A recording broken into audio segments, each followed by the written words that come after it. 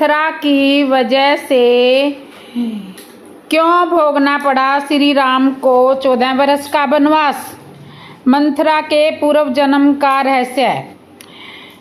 वाल्मीकि रामायण में हर एक पात्र के बारे में बहुत कुछ विशेष जानने को मिलता है। वही वाल्मीकि रामायण से प्रेरित अन्य देशों में जो रामायण ग्रंथ निर्मित हुई है उसमें भी रामायण से जुड़े कई पात्रों के बारे में ऐसी बातें वर्णित है जो न कभी इससे पहले सुनी होगी न जिनके बारे में किसी को पता होगा। ऐसा ही एक पात्र है मंथरा। मंथरा को श्री राम के वनवास का मुख्य कारण माना जाता है। ऐसी मान्यता है कि अगर मंथरा माता कैकेयी को अपनी बातों में न उलझाती तो वह कभी भी राजा दशरथ से श्री राम के वनवास की मांग नहीं करती। मंथरा की वजह से ही क्यों भोगना पड़ा श्री राम को 14 वर्ष का वनवास। वाल्मीकि कृत रामायण में मंथरा की बहुत ही महत्वपूर्ण भूमिका बताई गई है। उसी के कारण प्रभु श्री राम को 14 वर्ष के लिए वनवास भोगना पड़ा। मंथरा और रानी कैकेयी देश की थी। आइए जानते हैं आखिर वह मंथरा कौन थी। कैकेयी नरेश अश्वपति सम्राट की पुत्री। कैकेयी राजा दशरथ की तीसरे नंबर की पत्नी थी। बहुत ही सुंदर होने के कारण ही वीरांगना और बहुत ही बहादुर थी। हर कला में बहादुर थी, इसलिए वह राजा दशरथ के बहुत प्रिय थी। कहते हैं कि विवाह के समय कैकेयी की दासी मंथरा भी उसके साथ आ गई थी। एक कथा के अनुसार कैकेयी देश के राजा अश्वपति का एक भाई था जिसका नाम बृहदृक्ष था। उसकी विशाल नैनों वाली एक बेटी थी जिसका नाम रेखा था। वह बचपन से ही कैकेयी की अच्छी सहेली थी। वह राजकन्या थी और बुद्धिमती थी, परंतु बाल्यावस्था में उसे एक बीमारी हुई। इस बीमारी में उसका पूरा शरीर पसीने से तर हो जाता था, जिसके कारण उसे बड़ी जोर से प्यास लगती थी। एक दिन प्यास से अत्यंत व्याकुल हो जाने पर उसने इलायची, मिश्री और चंदन से बनी शरबत को पी लिया। उस शरबत को पीते ही उसके शरीर के सभी अंगों ने काम करना बंद कर दिया। तत्काल ही उसके पिता ने प्रसिद्ध चिकित्सकों से अपनी लाडली बेटी की चिकित्सा करवाई। इलाज से तो बच गई, लेकिन उसकी रीढ़ की हड्डी सदा के लिए टेढ़ी हो गई। इस कारण से उसका नाम मंथरा पड़ गया। उसके इस शारीरिक दुर्गुण के कारण वह आजीवन अविवाहित रही। जब कैकेयी का विवाह हुआ तो वह अपने पिता की अनुमति से कैकेयी की अंगरक्षिका बनकर उसके राजमहल में रहने लगी। एक अन्य कथा में लोमस ऋषि के अनुसार मंथरा पूर्व जन्म में प्रहलाद के पुत्र विरोचन की कन्या थी, जो मंथरा रामायण काल में राम को वनवास देने के लिए उत्तरदायी थी। वास्तव में वह मंथरा पूर्व जन्म में कौन थी? लोमस ऋषि के अनुसार मंथरा भक्त प्रहलाद के पुत्र विरोचन की पुत्री थी। जब एक बार विरोचन भगत और देवताओं के बीच में युद्ध हुआ तो विरोचन ने देवताओं पर विजय प्राप्त की थी, लेकिन कुछ ही समय बाद देवताओं ने एक षड्यंत्र रचा और ब्राह्मण स्वरूप धरकर विरोचन से भिक्षा में उसकी आयु की मांग की। इस प्रकार विरोचन की आयु के बाद सभी दैत्य यहाँ भाग कर रहे थे और उसका कोई सरदार भी नहीं रहा था। पौराणिक ग्रंथ के आधार पर बताया जाता है कि ऐसे समय में मंथरा ने दैत्यों का नृत्य किया और देवताओं पर फिर से विजय प्राप्त की। देवता भी दैत्यों के डर से इधर उधर भागने लगे और भगवान विष्णु के पास पहुंचे। तब भगवान विष्णु ने देवराज इंद्र को मंथरा पर आक्रमण की आज्ञा दी, तो इन देवराज इंद्र के ब्रज के प्रभाव से मंथरा पृथ्वी पर आकर गिरी और उसकी मृत्यु हो गई।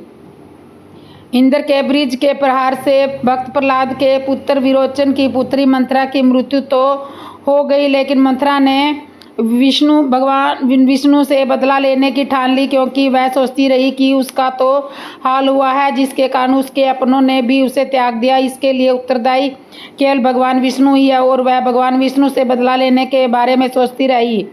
बदले की भावना से उसने त्रेता युग में रामायण काल में भगवान विष्णु से बदला लेने के लिए फिर से पुनर्जन्म लिया और भगवान राम के जीवन को तहस नहस कर दिया। लोमस ऋषि के द्वारा बताया जाता है कि जो कुबड़ी मंथरा थी वह श्री कृष्ण के द्वापर युग में कुब्जा के नाम से जानी जाती थी। वाल्मीकि रामायण में इसे इंद्र द्वारा भेजी गई अप्सरा माना जाता था, जो भगवान राम को वनवास दिलाने आई थी। जब माता कैकेयी का विवाह राजा दशरथ से हुआ तब मंथरा उनके साथ अयोध्या आ गई थी। वह कैकेयी के पुत्र भरत से बहुत प्रेम करती थी, लेकिन राम से उन्हें बहुत ईर्ष्या थी। इसी ईर्ष्या के कारण उन्होंने कुटिलता से श्री राम को वनवास भेज दिया था। असल में मंथरा एक दिव्य कन्या थी अपने पूर्व जन्म में, और उस जन्म में उन्हें एक श्राप मिला था। कथा के अनुसार एक बार मंथरा अपने पूर्व जन्म में जंगल में तप कर रही थी कि तभी उन्होंने एक साधु को उनकी पत्नी के साथ देखा और वह दर्शन के लिए पहुंची। तब ऋषि ने कन्या से हास परिहास में यह पूछा कि सबसे पहले किसका आशीर्वाद वह लेगी, ऋषि का या उनकी पत्नी का। तब मंथरा ने नादानी में यह सोचकर कि दोनों ऋषि पति पत्नी नाराज न हो जाए, एक भूल कर दी। मथुरा ने पहले ऋषि से आशीर्वाद लिया और उनकी बड़ाई की एवं उनकी पत्नी को उनसे कम बताया। फिर उन्होंने ऋषि की पत्नी का आशीर्वाद लिया और ऋषि को की पत्नी से उनकी पत्नी से कम बताया। यह देख ऋषि को क्रोध आ गया और वह उन्होंने मंथरा को श्राप दे दिया। श्राप के अनुसार अगले जन्म में मंथरा का स्वभाव हर किसी के घर में क्लेश और द्वेष उत्पन्न करने वाला होगा। जब मंथरा ने माफी मांगी तब ऋषि ने उन्हें विष्णु अवतार के समय रघुकुल में होने का वरदान दिया और राम कार्य में निमित्त बनने का अवसर दिया। मंथरा का चरित्र ऐसी महिला का था जिसे राम को वनवास दिलाने की महत्वपूर्ण भूमिका के लिए जिम्मेवार माना जाता है। लेकिन पृथ्वी पर मंथरा का जन्म जिस उद्देश्य से हुआ था वह बहुत ही गहरा था। धरती से राक्षसों का संहार करने में मंथरा की महत्वपूर्ण भूमिका रही थी। मंथरा की कथा। महाराजा दशरथ ने जब चैत मास में अपने ज्येष्ठ पुत्र राम के अभिषेक की बात की तो देव प्रेरित कुबड़ी मंथरा ने आकर कैकेयी को यह समाचार सुनाया। यह सुनकर कैकेयी आनंद में डूब गई और इस समाचार के खुशी में मंथरा को एक गहना भेंट किया। मंथरा ने यह गहना फेंक कर कैकेयी को बहुत कुछ उल्टा सीधा समझाया, लेकिन कैकेयी मंथरा की बात नहीं मानकर कहती है कि यह तो रघुकुल की रीत है कि ज्येष्ठ पुत्र ही राज्य संभालता है और मैं कैसे अपने पुत्र के बारे में सोचूं। राम तो सभी के प्रिय हैं। तब मंथरा ने के बगावे पर कैकेयी को अपने 2 वरदानों की याद आई और कैकेयी के मन में कपट समा गया। दरअसल एक बार राजा दशरथ ने देवासुर संग्राम में इंद्र के कहने पर भाग लिया था। इस युद्ध में उनकी पत्नी कैकेयी ने उनका साथ दिया था। युद्ध में दशरथ अचेत हो गए थे। राजा के अचेत होने पर कैकेयी उन्हें बचाकर रण क्षेत्र से बाहर लेकर आई थी। अतः प्रसन्न होकर दशरथ ने 2 वरदान देने का वादा किया था। तब कैकेयी ने कहा था कि भक्त आने पर मांगूंगी। बाद में मथुरा के कान भरने पर कैकेयी ने मथुरा के कहने पर कोप भवन में जाकर राजा दशरथ को अपने 2 वरदान की याद दिलाई। राजा दशरथ ने कहा कि मांग लो वरदान। तब कैकेयी ने अपने वरदान के रूप में राम का वनवास और भरत के लिए राज्य मांग लिया। यह वरदान सुनकर राजा दशरथ भीतर तक टूट गए थे और इसके बाद दशरथ ने श्री राम को वनवास दे दिया। भगवान श्री राम की मृत्यु कैसे हुई? जिस तरह दुनिया में आने वाला हर इंसान अपने जन्म से पहले ही अपनी मृत्यु की तारीख यमलोक में निश्चित करके आता है, उसी तरह इंसान रूप में जन्म लेने वाले भगवान के अवतारों का भी इस धरती पर एक ही निश्चित समय था। वो था समाप्त होने के बाद उन्हें भी मृत्यु वरण करके अपने लोक वापिस जाना पड़ता था। आज मैं आपको बताने वाली हूँ कि भगवान श्री राम कैसे इस लोक को छोड़कर वापस विष्णु लोक गए। भगवान श्री राम के मृत्यु वरण में सबसे बड़ी बाधा उनके प्रिय भक्त हनुमान थे, क्योंकि हनुमान के होते हुए यम की इतनी हिम्मत नहीं थी कि वो राम के पास पहुंच सके। पर समय ही राम से इसका हल निकाला। आइए जानते हैं कैसे श्री राम ने इस समस्या का हल निकाला। कैसे हुई श्री राम की मृत्यु? वैसे तो श्री राम की मौत को लेकर कई बातें सामने आई है। लोगों के अलग अलग मत है, जिनमें से कुछ प्रमुख मतों के बारे में आज मैं आपको बताने वाली हूँ। पहला मत है, एक दिन राम जान गए कि उनकी मृत्यु का समय हो गया था। वह जानते थे कि जो जन्म लेता है उसे मरना पड़ता है। यम को मुझ तक आने दो, मेरे लिए बैंकुट मेरे स्वर्गीय धाम जाने का समय आ गया है। उन्होंने कहा, लेकिन मृत्यु के देवता यम अयोध्या में घुसने से डरते थे, क्योंकि उनको राम के परम भक्त और उनके महल के मुख्य प्रहरी हनुमान से भय लगता था। यम के प्रवेश के लिए हनुमान को हटना जरूरी था, इसलिए राम ने अंगूठी को महल के फर्श के एक छेद में से गिरा दिया और हनुमान से इसे खोजने के लिए कहा। हनुमान ने समय का स्वरूप छोटा करते हुए बिल्कुल भंवरे जैसा बना लिया और केवल उस अंगूठी को ढूंढने के लिए छेद में प्रवेश कर गए। वह छेद केवल छेद नहीं था, बल्कि एक सुरंग का रास्ता था जो सांपों के नगर नागलोक तक जाना था। हनुमान नागों के राजा वासुकी से मिले और अपने आने का कारण बताया। वासुकी हनुमान को नागलोक के मध्य में ले गए, जहां अंगूठियों का पहाड़ जैसा ढेर लगा हुआ था। यहाँ आपको राम की अंगूठी अवश्य मिल जाएगी, वासुकी ने कहा। हनुमान सोच में पड़ गए कि वो कैसे उसे ढूंढ सके, क्योंकि ये तो भूसे में सुई ढूंढने वाला काम था। लेकिन सौभाग्य से जो पहली अंगूठी उन्होंने उठाई वो राम की अंगूठी थी। आश्चर्यजनक रूप से दूसरी भी अंगूठी जो उन्होंने उठाई वो भी श्री राम की थी। वास्तव में सारी अंगूठी जो उस ढेर में थी सब एक ही जैसी थी। इसका क्या मतलब है? ये सोच में पड़ गए। वासुकी मुस्कुराए और बोले, जिस संसार में हम रहते हैं वो सृष्टि व विनाश के चक्कर से गुजरती है। इस संसार के प्रत्येक सृष्टि चक्र को एक कल्प कहा जाता है। हर कल्प के चार भाग होते हैं, 4 युग या 4 भाग होते हैं।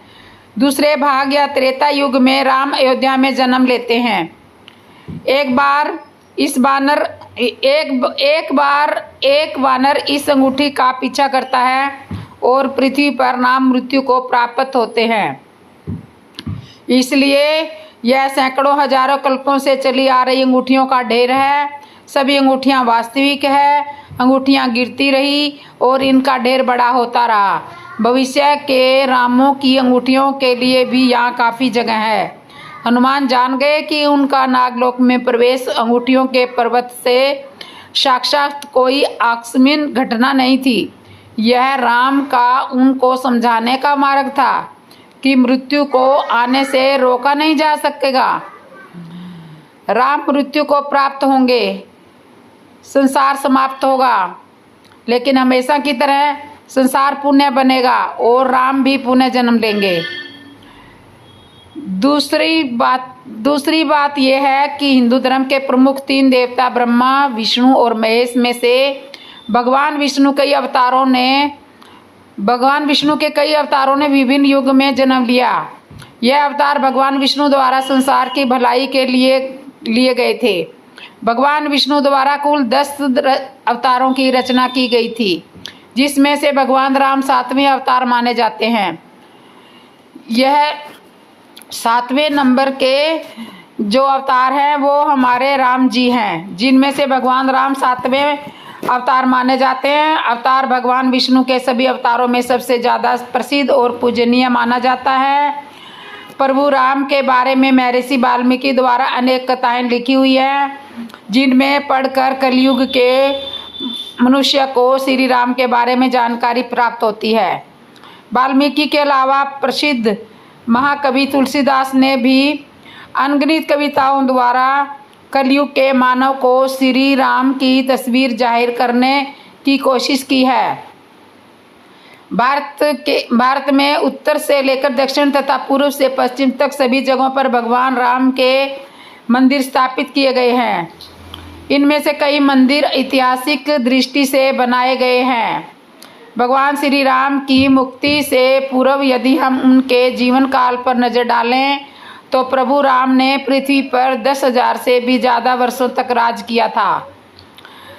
अपने इस लंबे परिमित समय में भगवान राम ने ऐसे कई महान कार्य किए हैं, जिन्होंने हिंदू धर्म को एक सौभाग्य गौरवमयी इतिहास प्रदान किया है।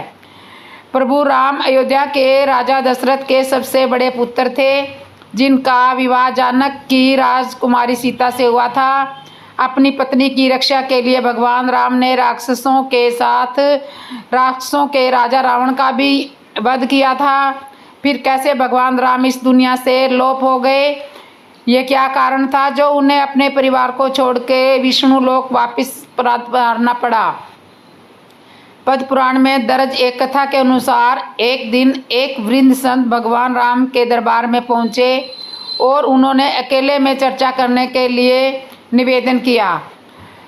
उस संत की पुकार सुनते हुए प्रभु राम उन्हें एक कक्ष में ले गए और द्वार पर अपने छोटे भाई लक्ष्मण को खड़ा किया और कहा कि यदि उनके और संत की चर्चा को किसी ने भंग करने की कोशिश की तो उसको मृत्यु दंड प्राप्त होगा।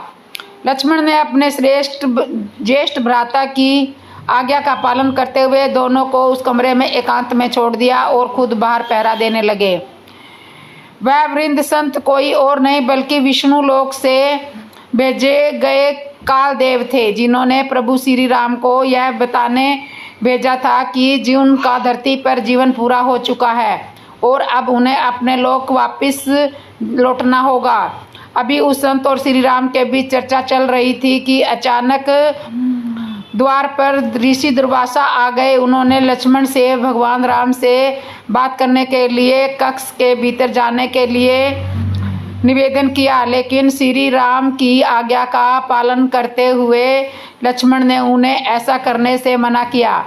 ऋषि दुर्वासा हमेशा से ही अपने अत्यंत क्रोध के लिए जाने जाते हैं, जिसका खामियाजा हर किसी को भुगतना पड़ता है, यहाँ तक कि इसमें श्री राम को भी। लक्ष्मण के बार बार मना करने पर भी ऋषि दुर्वासा अपनी बात से पीछे ना हटे और अंत में लक्ष्मण को श्री राम को श्राप देने की चेतावनी दे दी। अब लक्ष्मण की चिंता और भी बढ़ गई। वे समझ नहीं पा रहे थे कि आखिरकार अपने भाई की आज्ञा का पालन करें या फिर उन्हें श्राप मिलने से बचाएं। लक्ष्मण हमेशा से अपने ज्येष्ठ भाई श्री राम की आज्ञा का पालन करते हुए आए थे। पूरे रामायण काल में वे एक क्षण भी श्री राम से दूर नहीं रहे, यहाँ तक कि वनवास के समय भी वे अपने भाई और सीता के साथ ही रहे थे और अंत में उन्हें साथ लेकर ही अयोध्या वापस लौटे थे। ऋषि दुर्वासा द्वारा भगवान राम को श्राप देने जैसी चेतावनी सुनकर लक्ष्मण काफ़ी भयभीत हो गए और फिर उन्होंने यह कठोर फैसला लिया कि लक्ष्मण कभी नहीं चाहते थे कि उनके कारण उनके भाई को किसी भी प्रकार की हानि हो। इसलिए उन्होंने अपनी बलि देने का फैसला किया। उन्होंने सोचा यदि वे ऋषि दुर्वासा को भीतर नहीं जाने देंगे तो उसके भाई को श्राप का सामना करना पड़ेगा, लेकिन यदि वे श्री राम की आज्ञा के विरुद्ध जाएंगे तो उन्हें मृत्यु दंड भुगतना पड़ेगा। यही लक्ष्मण ने सही समझा। वे आगे बढ़े और कमरे के भीतर चले गए। लक्ष्मण को चर्चा में बाधा डालते देख श्री राम ही धर्म संकट में पड़ गए। अब एक तरफ अपने फैसले से मजबूर थे और दूसरी तरफ भाई के प्यार से निस्सहाय थे। उस समय श्री राम ने अपने भाई को मृत्यु दंड देने के स्थान पर राज्य एवं देश से बाहर निकल जाने को कहा। उस युग में देश निकाला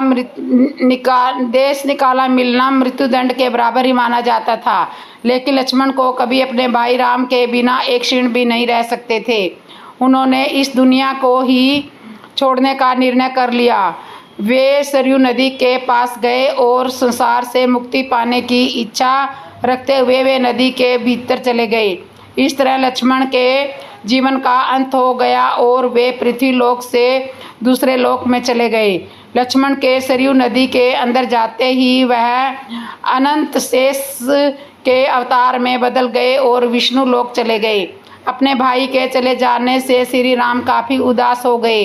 जिस तरह राम के बिना लक्ष्मण नहीं, ठीक उसी तरह लक्ष्मण के बिना राम का जीना भी प्रभु राम को उचित ना लगा। उन्होंने भी इस लोक से चले जाने का विचार बनाया।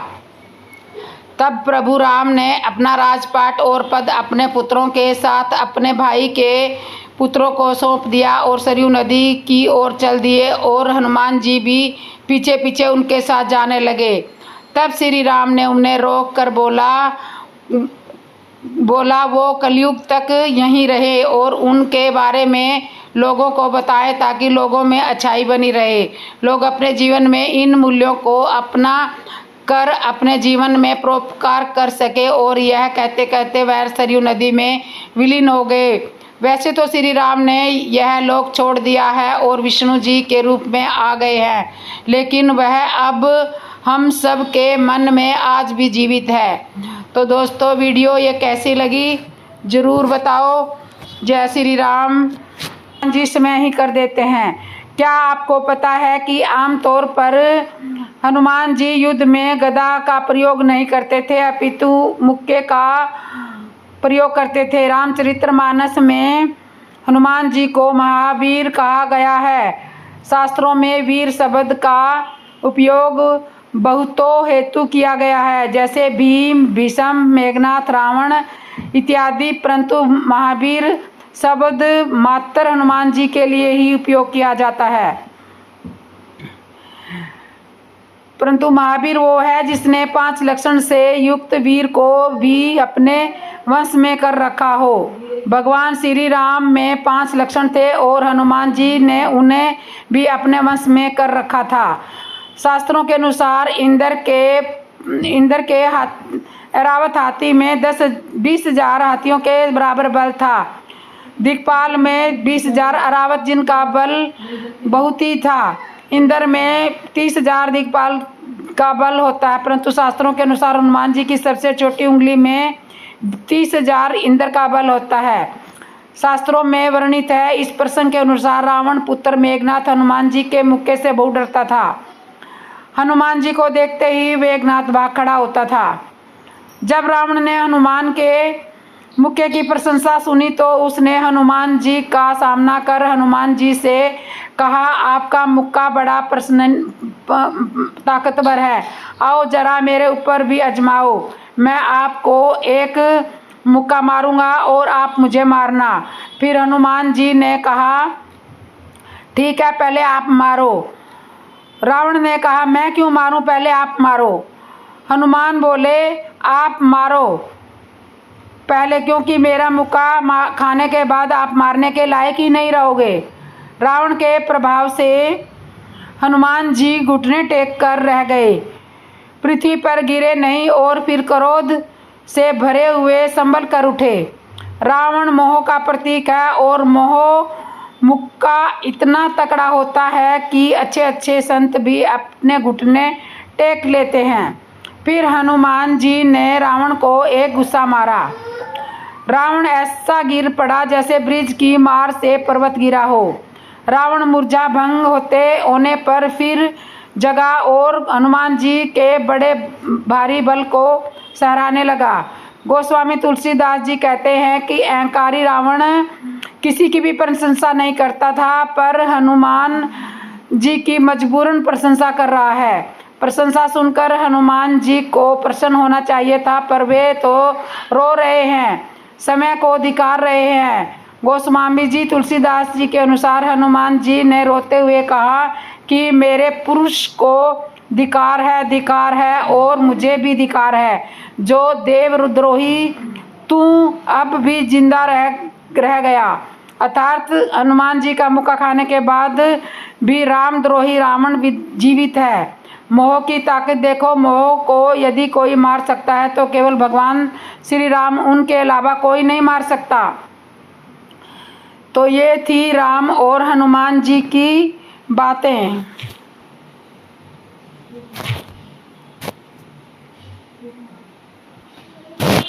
रामायण के प्रमुख पात्र कुंभकर्ण की और भी बहुत सी अनसुनी बातें हैं। रामायण के प्रमुख पात्रों में से एक कुंभकर्ण लंका के राजा रावण का छोटा भाई था। कुंभकर्ण अपने भाई रावण की तरह ही तपस्वी था। कुंभकर्ण ने कठोर तप करके कई वरदान प्राप्त किए थे। एक वरदान की वजह से ही कुंभकर्ण 6 महीने सोता था और 6 महीने ही जागता था। रामायण काल में ऐसे कई मायावी असुर, दानव, वानर और राक्षस थे जो आश्चर्यजनक रूप से शक्तिशाली थे। उनके खानदान में एक से एक धुंधर थे जिनकी बौद्धिक क्षमता तत्काल विश्व में अतुलनीय थी। लेकिन कुंभकर्ण का व्यक्तित्व इतना रोचक था, उससे जुड़ी हर बात, हर कहानी सचमुच हैरान करने वाली थी। कुंभकर्ण के इस पहलू से तो हर कोई वाकिफ है कि कुंभकर्ण ने ब्रह्मा जी से 6 महीने लंबी नींद का वरदान मांगा था। इस वरदान को ब्रह्मा जी ने स्वीकार भी कर लिया था और उसी दिन से कुंभकर्ण 6 महीने की नींद चला जा गया था। आइए जानते हैं उसके बारे में कुछ और अनसुनी और रोचक बातें।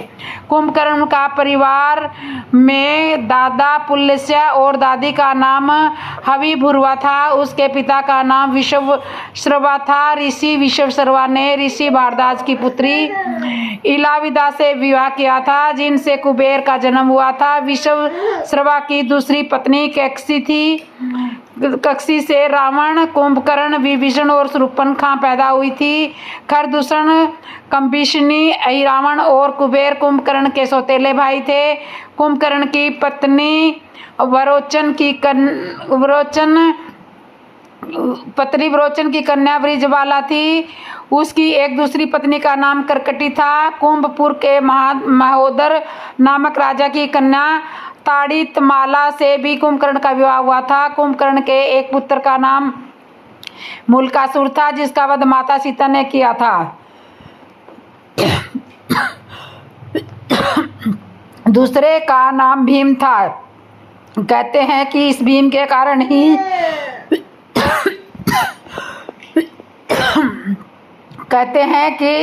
के कारण ही भीमाशंकर नामक ज्योतिषलिंग की स्थापना हुई थी।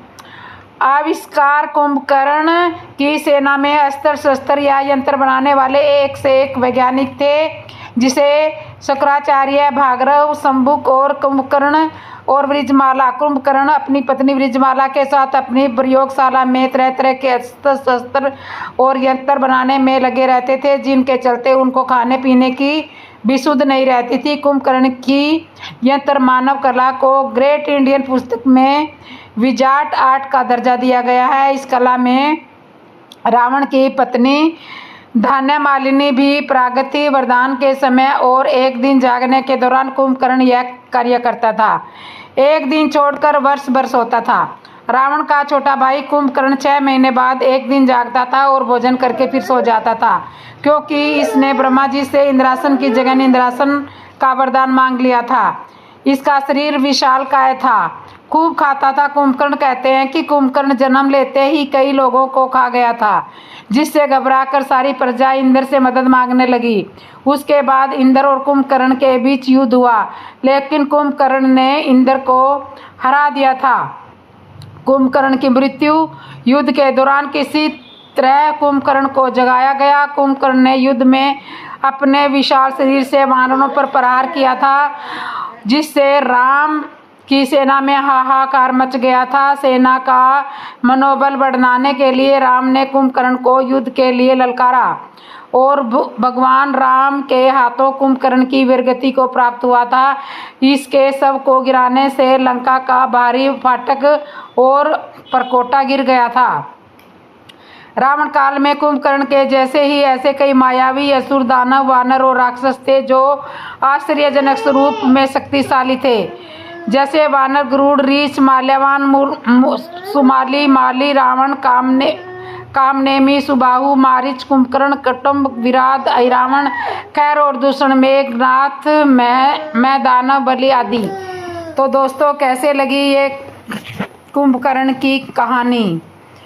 मिलेंगे सत्संग में, घी का दीप जले मंदिर में, घी का दीप जले मंदिर में, मेरे मन का दीप जले सत्संग में, मेरे मन का दीप जले सत्संग में, मेरे मन गुरुदेव मिलेंगे सत्संग में, मेरे गुरुदेव मिलेंगे सत्संग में। पीतल का ताला खुले रे चाबी से, पीतल का ताला खुले रे चाबी से, मेरे मन का ताला खुले रे सत्संग में, मेरे मन का ताला खुले रे सत्संग में, मेरे गुरुदेव मिलेंगे सत्संग में, मेरे गुरुदेव मिलेंगे सत्संग में।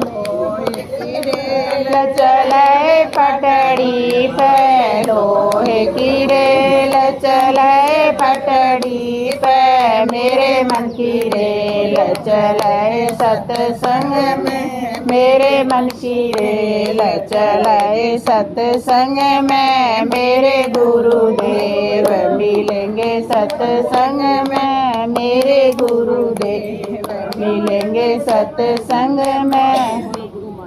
की जय। कहाँ गायब हो गई? भगवान राम जब लंका में रावण से युद्ध करने पहुंचे तो उनके पास विशाल वानर सेना थी। उनके साथ उन्होंने युद्ध जीता, फिर वे कहाँ गायब हो गई? इस सेना का फिर जिक्र क्यों नहीं आता? क्या आपने कभी सोचा है श्रीलंका में रावण के खिलाफ युद्ध जीतने के बाद भगवान राम की विशाल वानर सेना कहाँ चली गई? फिर उसने कोई लड़ाई क्यों नहीं लड़ी? ये सेना कहाँ गायब हो गई? राम के पास एक ऐसी सेना थी जिससे इससे पहले शायद कोई युद्ध लड़ा था। युद्ध में तो परागत भी नहीं हुए थे। दरअसल राम की ये सेना आनन फानन में बनी हुई थी। ये वानर सैनिकों वाली सेना थी। रावण ने पहले इस सेना की हंसी उड़ाई, फिर राम की वानर सेना से दुश्मन के छक्के छुड़ा दिए। फिर राम की वानर सेना से दुश्मन के छक्के छुड़ा दिए, ये युद्ध जीता। लेकिन इस शानदार विजय के बाद वानर सेना का क्या हुआ, ये किसी को भी मालूम नहीं है। भगवान राम जब युद्ध जीतने के लिए लंका पहुंचे, उन्होंने रावण की मजबूत सेना के खिलाफ युद्ध शुरू किया। उनकी सेना में केवल वानर थे।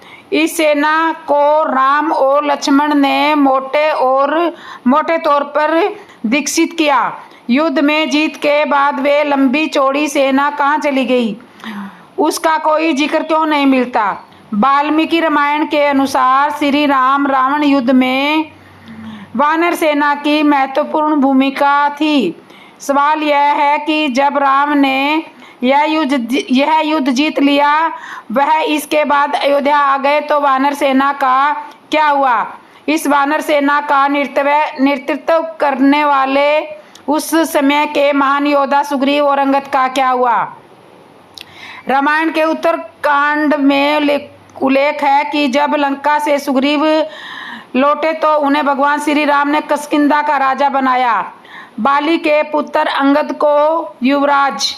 इन दोनों ने मिलकर वहां का कई सालों तक राज किया।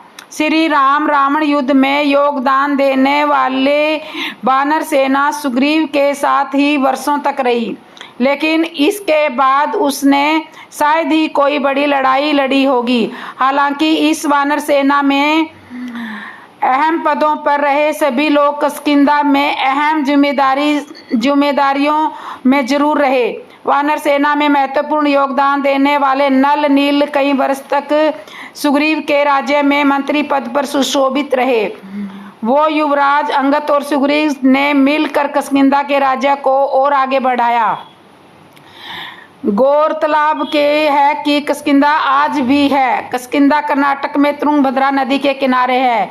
वे बेल्लारी जिले में आता है, जबकि विश्व प्रसिद्ध है हम्पी के बिल्कुल बगल में है। इसके आसपास प्राकृतिक खूबसूरती बिखरी हुई है। किष्किंधा के आसपास आज भी ऐसे कई गुफाएं हैं और जंगल हैं जहां राम और लक्ष्मण रुके थे। वहीं किष्किंधा में वो गुफाएं भी हैं जहां वानर साम्राज्य था। इन गुफाओं के अंदर रहने की खूब जगह है। किष्किंधा के आसपास काफी बड़े इलाके में घना वन फैला हुआ है, जिसे दंडक वन या दंडकारण्य वन भी कहा जाता है।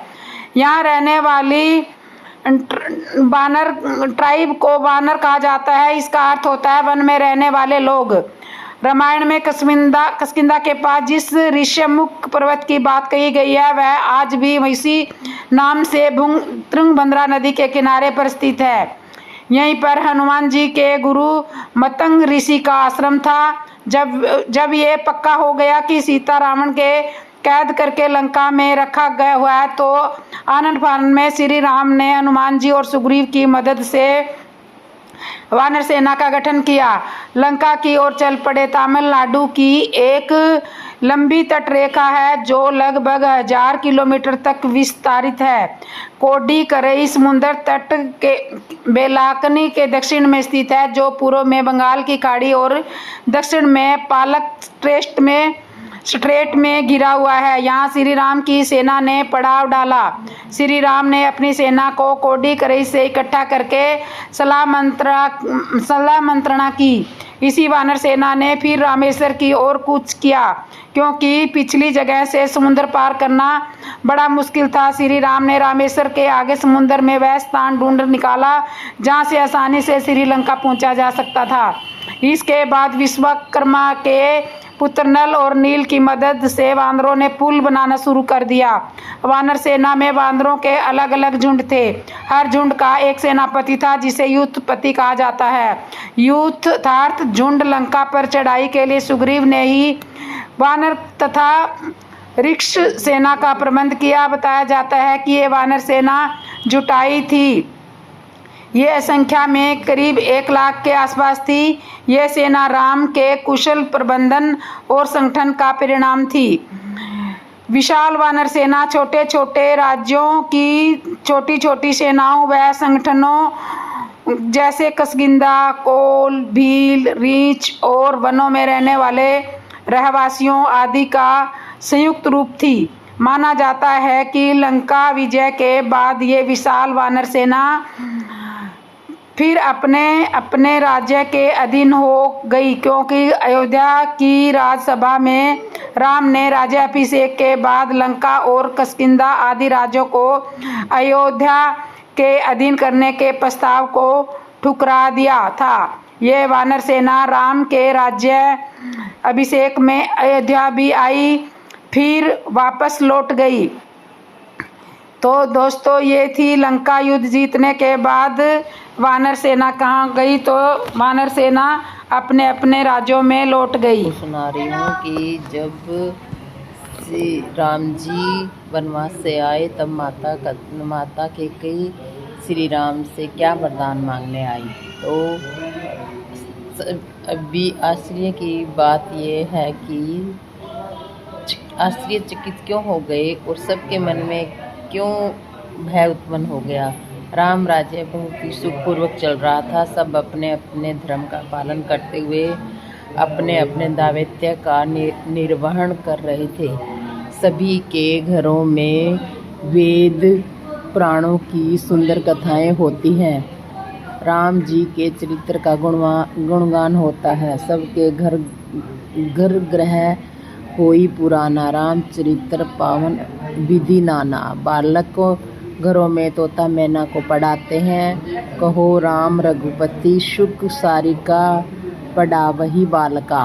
राम जी के राज्य में चारों ओर खुशहाली है। सब लोग सुखी हैं। केवल कैकेयी माता बड़ी उदास रहती हैं। एक दिन कैकेयी माता उदास मन से श्री राम जी के पास आई। भगवान श्री राम जी भोलेनाथ का पूजन कर रहे थे। भगवान शिव जी की पूजा में श्री राम जी मगन है। शिव जी के प्रति भक्ति भाव में मगन राम जी के नेत्रों में प्रेमांसु भरे हैं। जब श्री राम जी को यह समाचार मिला कि माता कैकेयी आई है तो राम जी ने पूजन करते हुए भगवान शिव जी को प्रणाम किया। शिव जी को प्रणाम करके अपने आसन से उठे। हाथों में जो पुष्प थे उन पुष्पों को कैकेयी माता के चरणों में रखते हुए माता को प्रणाम करके बोले, माता आपने क्यों कष्ट किया। मुझे आदेश कर दिया होता मैं आपकी सेवा में उपस्थित हो जाता। आगमन का कारण पूछा। कैकेयी माता ने कहा, राम मैं तुमसे आज कुछ वरदान मांगने आई हूँ। वरदान का नाम सुनते ही सब लोग आश्चर्यचकित होकर केकई माता की ओर देखने लगे। सबके मन में बड़ा भय उत्पन्न हो गया। केकई माता आज फिर वरदान मांगने आई है, ना जाने कौन सा वरदान मांगेगी। हनुमान जी महाराज श्री राम से धीरे से कहा, प्रभु अब की बार माता केकई को वरदान सोच समझ कर दीजिएगा। राम जी ने हनुमान जी को एक तरफ से डांटते हुए कहा, चुप रहो, क्या कह रहे हो। हनुमान जी मौन हो गए। श्री राम जी ने कहा, माता कहो क्या आदेश है, मैं आपके वरदान को पूरा करने का प्रयास अवश्य करूँगा। माता केकई ने कहा, राम, अवध में सब लोग खुशहाली हैं, सब लोग बड़े प्रसन्न हैं। मुझे इस बात की बड़ी प्रसन्नता है, किंतु केवल दुख इस बात का है कि मेरा पुत्र भरत मुझसे बात नहीं कर रहा और ना मुझे कभी माँ कहता है। मुझे केवल इस बात का बड़ा दुख है। मैं केवल इतना चाहती हूँ कि भरत मुझे एक बार माँ कह दे।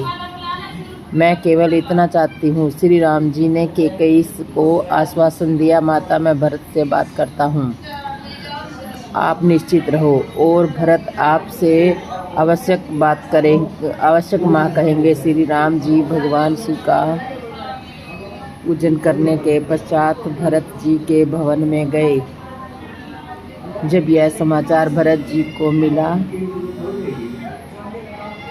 खेती होवे खेत में गणपति खेले रेत में, खेती होवे खेत में गणपति खेले रेत में। ऐसा मेरा मन होवे घुमाऊं अपने गोदों में, सेज मोती झालर के तकिया, फूलों की सेज मोती झालर का तकिया। ऐसा मेरा मन होवे सुलाऊं अपने हाथों से, ऐसा मेरा मन होवे सुलाऊं अपने हाथों से। खेती होवे खेत में गणपति खेले रेत में, खेती होवे खेत में गणपति खेले रेत में। ऐसा मेरा मन होवे उठा लो तुम्हें गोदी में। महाराज की जय। बोलो जी।